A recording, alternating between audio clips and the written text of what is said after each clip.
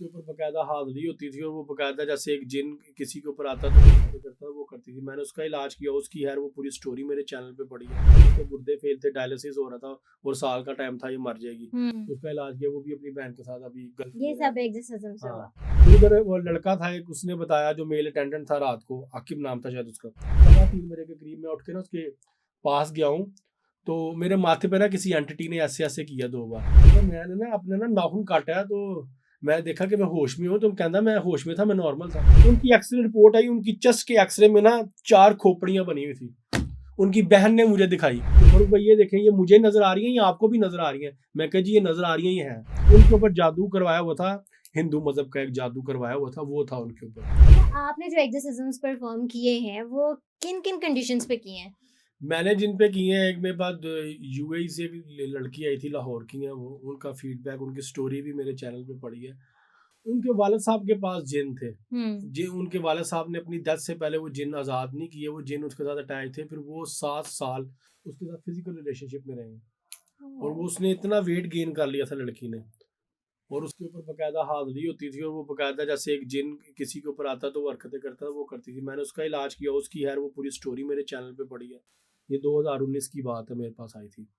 फिर उसकी बहन थी, उसको डॉक्टरों ने जवाब दे दिया था कि उसके गुर्दे फेल थे, डायलिसिस हो रहा था और साल का टाइम था, ये मर जाएगी। उसका इलाज किया, वो भी अपनी बहन के साथ अभी गल्फ ये में रह सब रही है। एग्जिस्टिज्म से हुआ। हाँ, ये अल्हम्दुलिल्लाह एक्सरसिज्म से ठीक है। इसके अलावा अब मैं इन पर्सन एक्सरसिज्म नहीं करता राइट। पाकिस्तान में।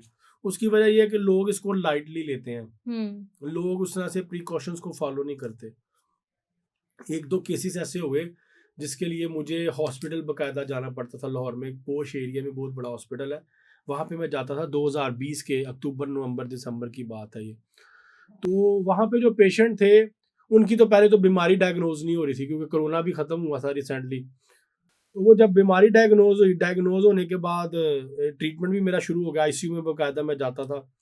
अब आईसीयू के जो मेल फीमेल नर्स हैं, वो कहती थी, जब मगरिब का टाइम शुरू होता है ना, 2 पैर मिलने, इसको कहते हैं 2 पैर मिलना।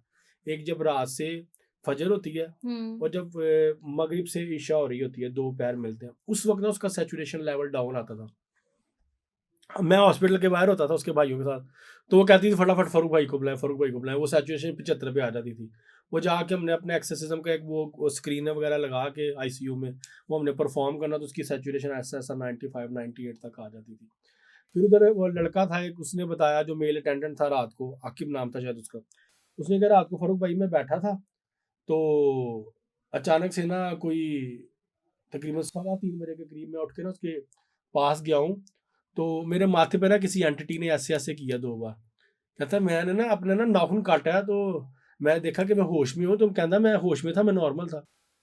कहता फिर एक दिन ये उठ के मुझे कहते हैं, इनके वाला साहब ने इनके पास ना पैसों की ना कॉपी रख गए थे 50 वाली, कि जो भी आएगा उसको सदका देता रहो।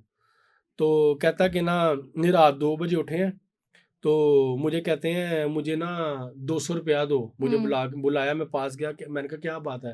कि कहते हैं मुझे वो पैसे खत्म हो गए, 200 रुपया दो, मैंने इनको देने हैं। कहता इधर कोई भी नहीं खड़ा था, इधर दीवार थी, आखिरी बेड था उनका, पीछे भी दीवार, इधर भी दीवार, और सामने ओपन था, इस तरफ एक शीशे की दीवार थी। तो कहता मैं हैरान परेशान। फिर एक दिन मैं गया, तो मैंने जाके ना बेड को पाँव की तरफ से पकड़ के ना, तो अस्सलाम किया, अस्सलाम वालेकुम।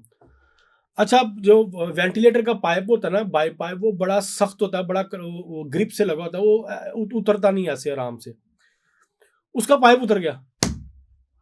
नर्स आई भागती भागती, वो कहती है किसने तारा? हमने कहा हमने नहीं तारा। ना वो फंसा हुआ था किसी चीज में, क्यों होता है ना बेड हिलाने से फंसा होता, वो झटका खा के उतर गया, वो भी नहीं था हुआ, लेकिन उसका पाइप उतर गया।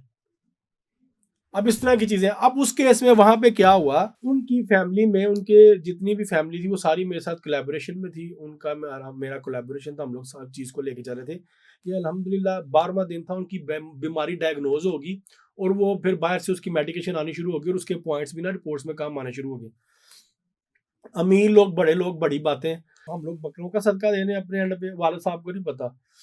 और वाला साहब अपने एंड पे गाय का सदका दे रहा है, रोज की एक गाय 2-2.5 लाख रुपए का कट्टा, जिसको बोलते हैं ना, वो देसी जरा लोग से।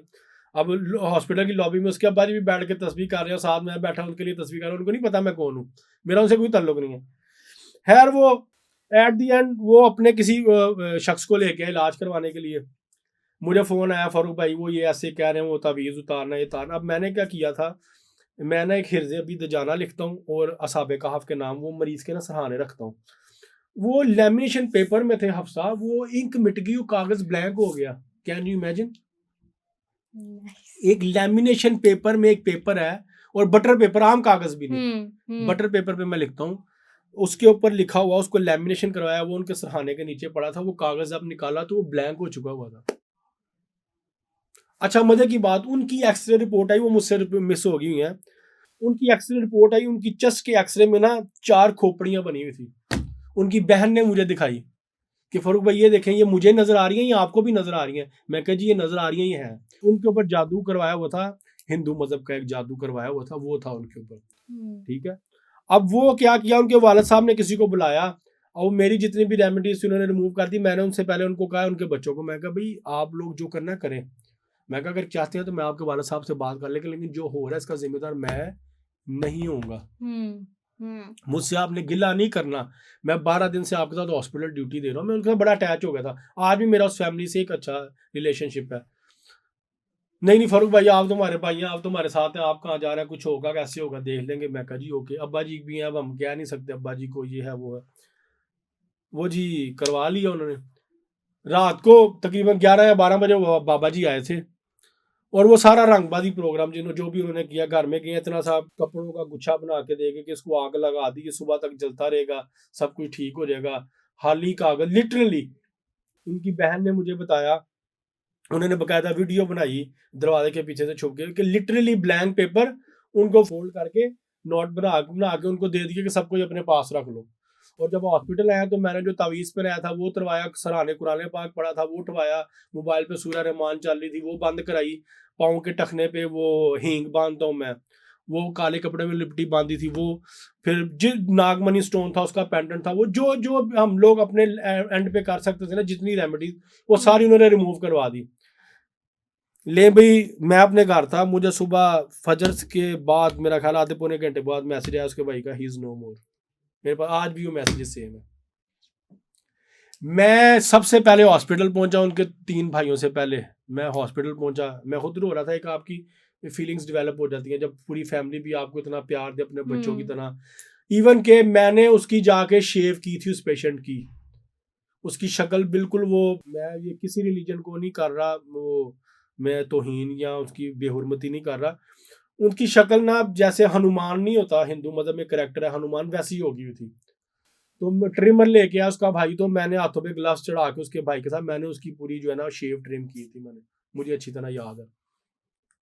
और फिर उनकी जब बॉडी आनी, घर बॉडी आई, बॉडी के आने से पहले मैं वहाँ पहुँच गया था, तो उनके एक बहनोई थे, उनके साथ मेरी थोड़ी सी तलखी हो गई थी, तो मैं आ गया था पहले ही। मैं कहीं यहाँ पे बदमज़गी पैदा होगी, क्योंकि जब मैंने एक दिन पहले बोला था कि ऐसे होगा, मैं जिम्मेदार नहीं हूँ, तो उसने बड़ा गुस्सा किया था, ये आप कैसी बात कर रहे हैं। मैं कहा जी आपको नहीं ना पता, मुझे पता है क्या चल रहा है, तो मैं इस वजह से उस ब्याह पे बात कर।